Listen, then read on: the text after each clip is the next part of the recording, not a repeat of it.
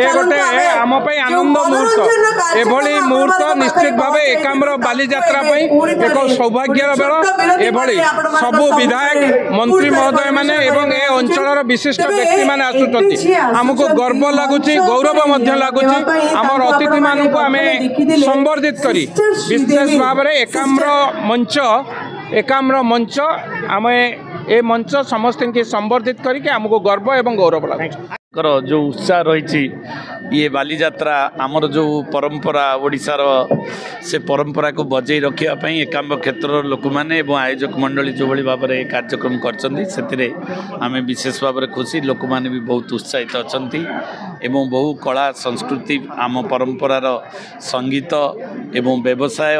ता सहित आध्यात्मिक क्षेत्र ये समस्त को जोड़िकी ये जो बाली यात्रा निश्चित भाव में ओडिशावासी को एक दिग्दर्शन दब आगे कह प्रथम थर बाकुआला एकाम्र महोत्सव होउची बालीयात्रा महोत्सव ताकू नहीं आपण केते खुशी अछन विशेष भाव में खुशी एवं यहाँ हूँ जो परिवर्तन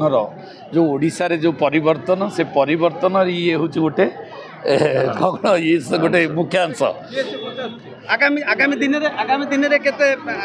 कौन चाहिए आगामी दिन निश्चित भाव में आर व्यापक वृद्धि एवं सरस सुंदर भाव में हम एति आशा करूँ धन्यवाद चतुर्थ दिन आज बाली यात्रा जय जगन्नाथ मीडिया भाई मान को मोर अशेष धन्यवाद। आज समस्त जनसाधारण एकाम्बर बासिंदा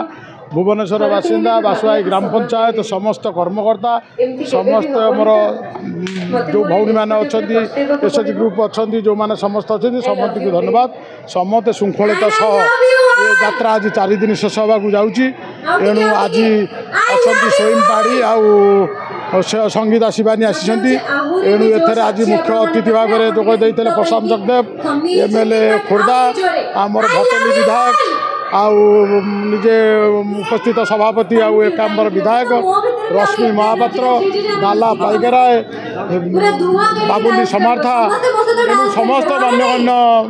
व्यक्ति सब उपस्थित थिले एणु समस्त सम्मानित कला।